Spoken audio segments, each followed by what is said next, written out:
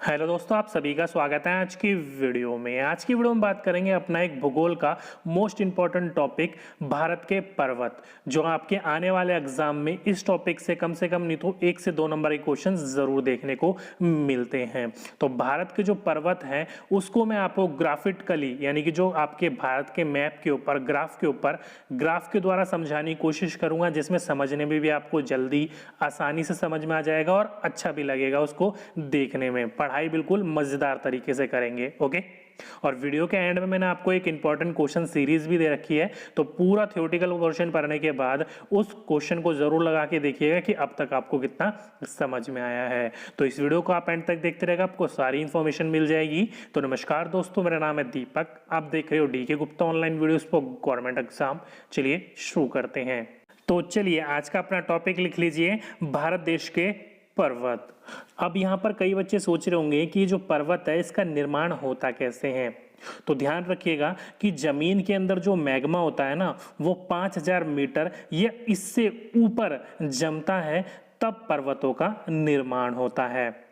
और अगर आपसे पूछा जाए कि पर्वत कितने प्रकार के होते हैं, तो पर्वत के 4 प्रकार होते हैं, लेकिन यह आपका एक अलग टॉपिक है, तो हम इसको एक अलग टॉपिक में पढ़ेंगे। भारत के पर्वत के जो प्रकार हैं उनको मैं एक सेपरेट वीडियो में करवाऊंगा, वहां पर अच्छे से समझाने की कोशिश मैं आपको करूंगा। ओके, और भारत की बात करी जाए ना, तो भारत का जो सबसे नवीनतम पर्वत का जो निर्माण हुआ था वो हिमालय पर्वत है, जो कि भारत के कहाँ स्थित है, उत्तर में हिमालय पर्वत स्थित है। जैसे कि आप मैप में देख रहे हो, ये जो पूरा भाग जो उत्तर का है ना, ये पूरे के पूरे उत्तर भाग में आपके हिमालय बसा हुआ है। जैसे कि आप देख रहे हो, ये पूरी के पूरे आपकी क्या है, हिमालय श्रेणी है।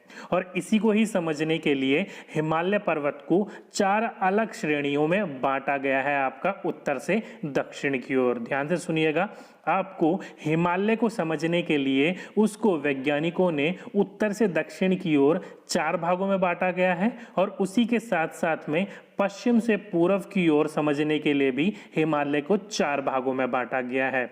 दोनों तरफ से मैं आपको समझाने की कोशिश करूंगा, कहीं से भी आपका क्वेश्चन पुट अप होगा ना, वो आपका मिस नहीं होगा। पहले हम बात कर लेते हैं कि उत्तर से दक्षिण की ओर 4 भागों में किस किस में बांटा गया है। अगर हिमालय के 4 भागों में से उत्तर से दक्षिण की ओर में जो पहला भाग आपका आता है, वो आपका ये वाला भाग है, जो वो पहला भाग कहलाता है, जिसको ट्रांस हिमालय के नाम से जाना जाता है। ओके, और साथ ही साथ में ध्यान रखिएगा, ये जो ट्रांस हिमालय है, इसी के में आपका भारत की जो सबसे ऊंचा दर्रा है ना, काराकोरम दर्रा, इसी हिमालय में ही आपका स्थित है, जम्मू एंड कश्मीर में। ओके, और यहीं पर ही इसी ट्रांस हिमालय में ही जो कि आपका काराकोरम दर्रा है, इसी में ही आपकी जो है वो सबसे ऊंची चोटी, ध्यान रखिएगा, भारत की सबसे ऊंची चोटी स्थित है आपकी, जो कि कौन सा है, जिसको आप K2 गार्डविन ऑस्टिन के नाम से भी जाना जाता है। तो अगर आपसे पूछा जाए कि भारत की सबसे ऊंची चोटी कौन सी है, तो ध्यान रखिएगा K2 गार्डविन ऑस्टिन जो है वो भारत की सबसे ऊंची चोटी है, और विश्व की दूसरे नंबर की सबसे ऊंची चोटी है, जिसकी हाइट पूछी जाए तो 8611 मीटर इसकी हाइट है, मतलब 8611 मीटर जो है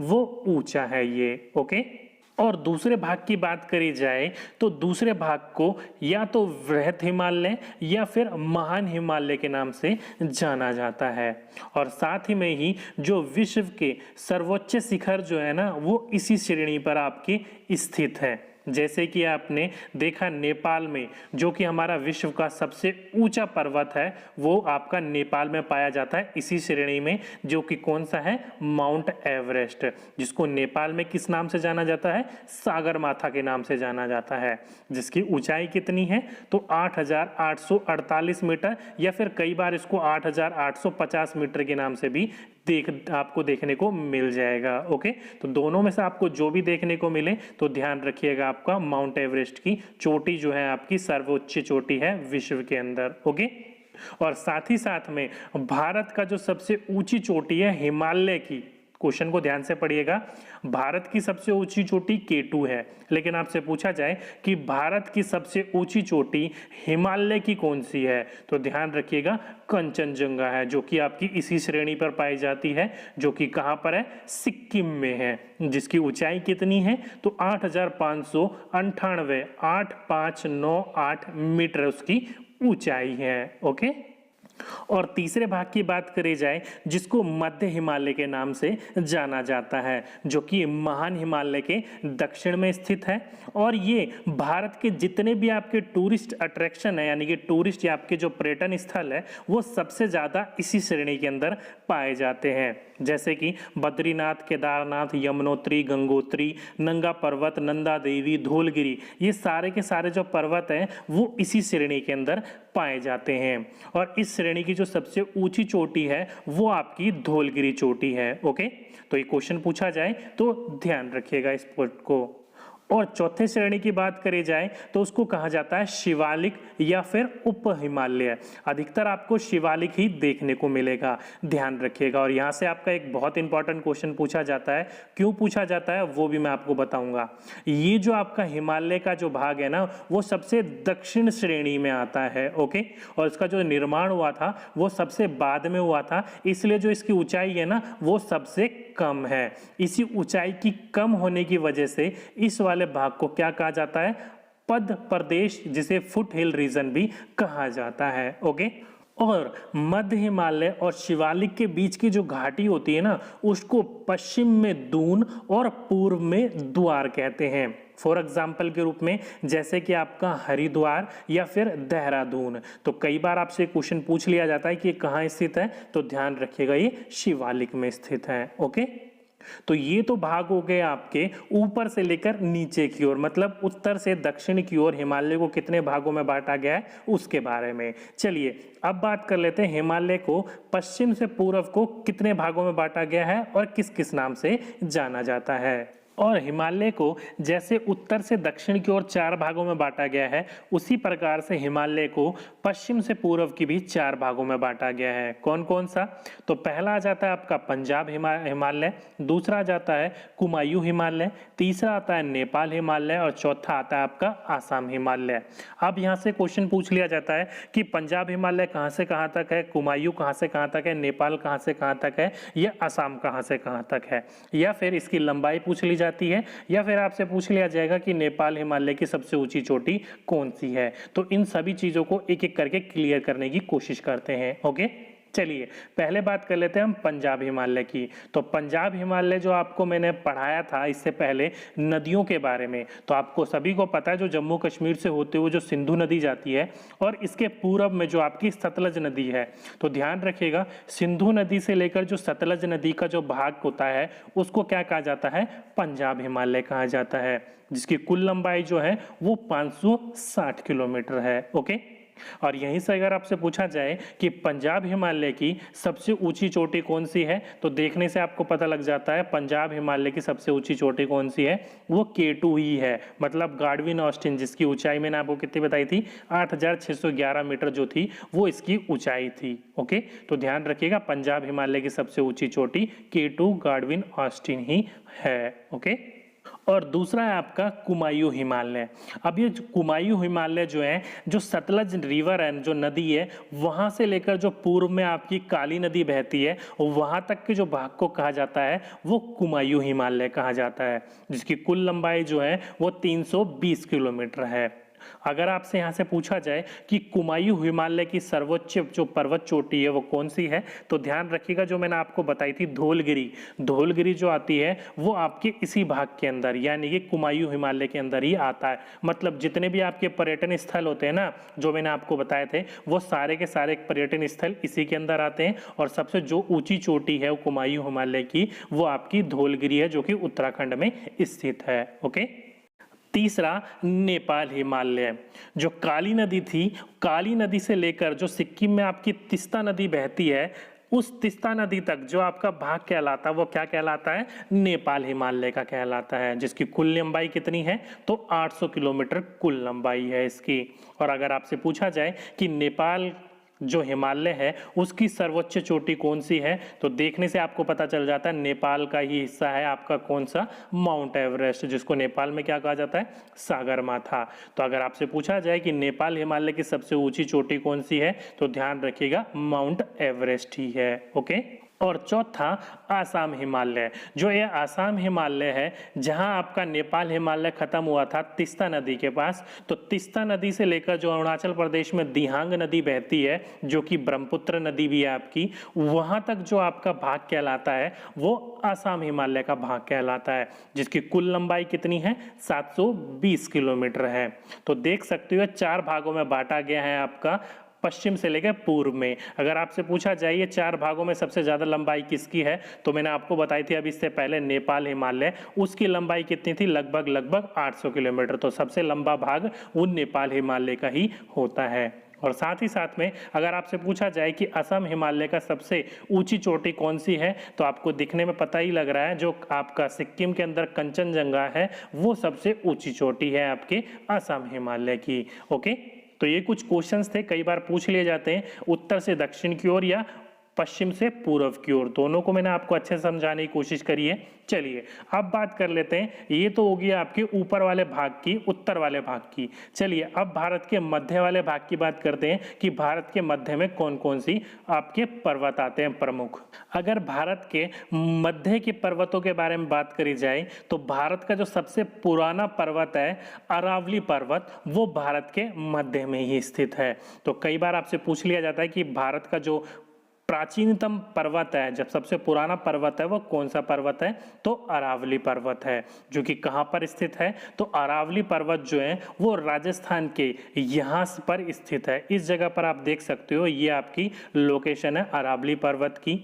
और ये जो अरावली पर्वत ही है, यहीं पर ही आपसे पूछ लिया जाता है कि अरावली पर्वत की सबसे ऊंची चोटी कौन सी है। तो ध्यान रखिएगा, अरावली पर्वत की सबसे ऊंची चोटी जो है वो गुरु शिखर है, जिसकी कुल लंबाई कितनी है, तो 1722 मीटर। ध्यान रखिएगा 1722 मीटर जो है वो अरावली पर्वत की सबसे ऊंची चोटी, गुरु शिखर की चोटी जो है उसकी ऊंचाई है ये। ओके, और साथ ही साथ में भारत के मध्य में एक और पहाड़ी जो है वो काफी प्रमुख है, जो कि सतपुड़ा की पहाड़ियां हैं, जो कि कहां पर स्थित है, वो मध्य प्रदेश में स्थित है। जो कि कहां है, लोकेशन में आप देख सकते हो, ये सारे का सारा जो हिस्सा है ना वो सतपुड़ा की पहाड़ियों का है। और आपसे पूछा जाए कि सतपुड़ा की पहाड़ियों में जो सबसे ऊंची चोटी है वो कौन सी है, तो ध्यान रखिएगा धूपगढ़ जो है वो इसकी सबसे ऊंची चोटी है, जिसकी लंबाई कितनी है, तो 1350 मीटर जो है इसकी लंबाई है। और साथ ही साथ में यहां से आपका एक और क्वेश्चन पूछ लिया जाता है कि नर्मदा और तप्ती नदी के बीच में, नर्मदा और तप्ती नदी के माध्यम में कौन सी पहाड़ियां हैं, तो ये भी पूछ लिया जाता है क्वेश्चन। तो ध्यान रखिएगा नर्मदा नदी जो है वो सतपुड़ा नदी की, सतपुड़ा पहाड़ी जो है उसके ऊपर से नर्मदा नदी बहती है और सतपुड़ा के नीचे से ताप्ती नदी बहती है। ओके, तो इन दोनों के माध्यम में जो आता है वो सतपुड़ा की पहाड़ियां आती हैं। इंपॉर्टेंट क्वेश्चन है, पूछा जा चुका है कई बार, तो ध्यान रखिएगा इन क्वेश्चनों को। ओके, तो ये तो हो गया भारत के मध्य के कुछ इंपॉर्टेंट पर्वतों के बारे में। चलिए अब बात कर लेते हैं भारत के दक्षिण छोर में कौन कौन से प्रमुख पर्वत है, जहां से आपके क्वेश्चंस पूछे जाते हैं उनके बारे में। दक्षिण भारत की पर्वतों की बात करी जाए तो दक्षिण भारत में जो सबसे विशालतम जो पर्वत श्रेणी आ जाती है वो नीलगिरी पर्वत श्रेणी आ जाती है, जो कि मैप में आप देख सकते हो। यहाँ पर जो है वो लोकेटेड है आपकी तमिलनाडु के पास। ओके, यहां से आपका एक बहुत मोस्ट इंपॉर्टेंट क्वेश्चन पूछ लिया जाता है कि पश्चिमी घाट और पूर्वी घाट दोनों की तरफ, यानी कि जो आपके ये गुजरात की तरफ में जो घाट होते हैं इनको पश्चिमी घाट कहा जाता है, और जो पूर्व की तरफ होते हैं आपके, जो कि आप यहाँ पर देख सकते हो चेन्नई की तरफ, तमिलनाडु की तरफ जो घाट होता है वो पूर्वी घाट कहलाता है। जब मैंने आपको घाट वाला चैप्टर करवाया था वहां पर मैंने आपको अच्छे से विस्तारित किया था। यहाँ से क्वेश्चन बहुत पूछ लिया जाता है कि पश्चिमी घाट और पूर्वी घाट जहां पर ये दोनों मिलते हैं वह कौन सी पर्वत श्रेणियां आती हैं, तो ध्यान रखिएगा पश्चिमी घाट और पूर्वी घाट जो है वो नीलगिरी पर्वत श्रेणी के पास में ही आकर मिलती है। तो नीलगिरी ध्यान रखिएगा। ओके, और साथ ही साथ में अगर आपसे पूछी जाए कि नीलगिरी पर्वत श्रेणी की सबसे ऊंची चोटी कौन सी है, तो ध्यान रखिएगा डोडा बेटा। ओके, नीलगिरी पर्वत श्रेणी की सबसे ऊंची चोटी जो है वो डोडा बेटा है, जिसकी ऊंचाई कितनी है, तो उसकी ऊंचाई है 2637 मीटर। 2637 मीटर जो है वो सबसे ऊंची चोटी है आपके नीलगिरी पर्वत की। या फिर आप बोल सकते हो कि दक्षिण भारत की दूसरी सबसे ऊंची चोटी में जो नाम आता है वो डोडा बेटा का आता है। तो दक्षिण भारत की दूसरी सबसे ऊंची चोटी जो है वो डोडा बेटा हो गई। तो पहली कौन सी हुई, तो इसी के नीचे आ जाती हैं आपकी अन्नामलाई की पहाड़ियां। ओके, नीलगिरी पर्वत के नीचे आ जाती है अन्नामलाई की पहाड़ियां। वो अन्नामलाई की पहाड़ियां जो हैं वहीं पर ही आपकी एक चोटी है जिसको अन्नामुद्री के नाम से जाना जाता है। किस नाम से जाना जाता है, अन्नामुदी पर्वत के नाम से जाना जाता है। वो जो चोटी है वो दक्षिण भारत की सबसे ऊंची चोटी है, जिसकी ऊंचाई कितनी है, तो उसकी ऊंचाई है 2695 मीटर। कई बार आपको ये 95 की जगह 96 भी देखने को मिल जाता है, तो ध्यान रखिएगा 2696 हो या 95 हो, वो इसी की ही ऊंचाई है। ओके, तो दक्षिण भारत की सबसे ऊंची चोटी आपकी ये है। इसी के नीचे आ जाए हम, तो इसके नीचे आ जाती हैं आपकी इलायचियों की पहाड़ियां। तो कई बार आपने सन्ना पूछ लिया जाता है आपसे क्वेश्चन कि दक्षिण के सबसे नीचे वाले छोर पर कौन सी आ जाती हैं, तो पहले आ जाते हैं नीलगिरी, उसके बाद आ जाती हैं आपकी अन्नामलाई की पहाड़ियां, उसके बाद आ जाती है आपकी इलायची की पहाड़ियां जिसको कार्डमम हिल भी कहा जाता है। ओके, और उसके नीचे आ जाती हैं आपकी नागरकोइल। ओके, ध्यान नाम रखिएगा इनको सीक्वेंस में। ऊपर आती है नीलगिरी, फिर आता है आपका अन्नामलाई की पहाड़ियां, फिर आती है इलायची का पहाड़ियां, और फिर लास्ट में आ जाती है नागरकोइल। इसके नीचे कुछ नहीं है लास्ट पर्वत श्रेणियों में। ओके, तो कई बार यही क्वेश्चन पूछ लिया जाता है कि दक्षिण भारत में सबसे आखिरी छोर पर कौन से पर्वत श्रेणी आती है, तो नागरकोइल जो है वो सबसे लास्ट है, उसके बाद कोई भी श्रेणी नहीं है भारत के अंदर। ओके, तो ये थी आपकी दक्षिण भारत की कुछ प्रमुख चोटियां। ये तो होगी भारत की बात। अब बात कर लेते हैं भारत में जो द्वीप है, जो कि अंडमान निकोबार है और साथ ही साथ में लक्षद्वीप है। यहाँ पर जो है वो सबसे ऊंची चोटी कौन सी है, तो अंडमान निकोबार की बात करी जाए तो अंडमान निकोबार की सबसे ऊंची जो चोटी है वो आपकी चोटी है सैंडल पीक। नाम ध्यान रखिएगा, अंडमान जो आपका द्वीप है, हमारा आइलैंड है, उसकी जो सबसे ऊंची चोटी है उसका नाम क्या है, सैंडल पीक है। और वहीं पर ही हम अपने लक्षद्वीप समूह की बात करी जाए तो लक्षद्वीप में जो सबसे ऊंची चोटी है वो है नारचो। दोनों को ध्यान रखिएगा, आइलैंड है, यहाँ से भी क्वेश्चन पूछे जा सकते हैं। तो अंडमान निकोबार की सबसे ऊंची चोटी है सैंडल पीक और आपकी लक्षद्वीप की सबसे ऊंची चोटी है नारचो। ओके, तो ये थे भारत के आपके प्रमुख पर्वत जहां से आपके क्वेश्चंस बार बार रिपीट या फिर पूछे जाते रहते हैं। चलिए, ये तो हो गया हमारे थ्योरेटिकल पोर्शन की बात। अब यहाँ से क्वेश्चंस किस प्रकार के होते हैं, इन क्वेश्चंस को लगा के देखिएगा जो मैंने आपको दे रखे हैं कि अब तक आपको ये थ्योरेटिकल पोर्शन कितना समझ में आया है। ओके, तो आज का पहला प्रश्न है आपका कि हिमालय पर्वत श्रेणी की निम्न में से किस राज्य का हिस्सा नहीं है। तो हिमालय पर्वत जो श्रेणी जो मैंने आपको बोली थी पश्चिम से लेकर पूर्व की तरफ निकलती है, इनमें से किस राज्य का हिस्सा नहीं है, उत्तर प्रदेश, सिक्किम, हिमाचल प्रदेश या आसाम का। तो ऑप्शन नंबर फर्स्ट देखते ही लगा लेना चाहिए था, क्योंकि उत्तर प्रदेश, देखिए उत्तर प्रदेश और जो उत्तराखंड है दोनों पहले कभी एक हुआ करते थे, लेकिन उत्तराखंड अब अलग हो गया है, उत्तर प्रदेश अलग हो गया है। तो हिमालय पर्वत श्रेणी की जो श्रृंखला है, जो श्रेणी है, वो उत्तर प्रदेश का राज्य का हिस्सा नहीं है। तो ऑप्शन नंबर फर्स्ट इसका बिल्कुल सही आंसर था। नेक्स्ट क्वेश्चन, भारत की कौन सी पर्वत श्रेणी नवीनतम श्रेणी है। तो मैंने आपको बताया था जो आपकी हिमालय पर्वत श्रेणी जो है वो सबसे नवीनतम पर्वत श्रेणियों में आती है। तो ऑप्शन नंबर थर्ड इसका बिल्कुल सही आंसर होगा, हिमालय। नेक्स्ट क्वेश्चन, हिमालय का पद प्रदेश, ध्यान रखिएगा जिसे इंग्लिश में फुट हिल रीजन, पद प्रदेश आपसे पूछा जाए कि निम्न में से किस स्थान से जाना जाता है, तो जो आपके हिमालय को उत्तर से लेकर आपका दक्षिण की तरफ 4 भागों में बांटा गया था, जिसका सबसे लास्ट वाला भाग जो शिवालिक कहलाता है, उसी वाले भाग को पद प्रदेश या जिसे आप फुट हिल रीजन भी कहते हो, जिसकी ऊंचाई क्या है, सबसे कम है, इसलिए उसको फुट हिल रीजन, पद प्रदेश भी कहा जाता है। तो ऑप्शन नंबर 4 इसका बिल्कुल सही आंसर था। नेक्स्ट क्वेश्चन, भारत का सबसे ऊंची पर्वत चोटी कौन सी है? तो भारत की पूछी गई है, तो कौन सी है? K2 गार्डविन ऑस्टिन जो है वो भारत की सबसे ऊंची चोटी है। तो ऑप्शन नंबर फर्स्ट इसका बिल्कुल सही आंसर है। और अगर आपसे पूछा जाए कि विश्व की, तो ध्यान रखिएगा माउंट एवरेस्ट है विश्व की सबसे ऊंची चोटी, और फिर गार्डविन ऑस्टिन है, यानी कि विश्व की सबसे पहली ऊंची चोटी है माउंट एवरेस्ट और दूसरी है Godwin Austen. Okay, next question, Nanda Devi स्थित है, तो नंदा देवी पर्वत जो है वो कहाँ स्थित है? तो वो उत्तराखंड में स्थित है। तो ऑप्शन नंबर सेकंड इसका बिल्कुल सही आंसर था।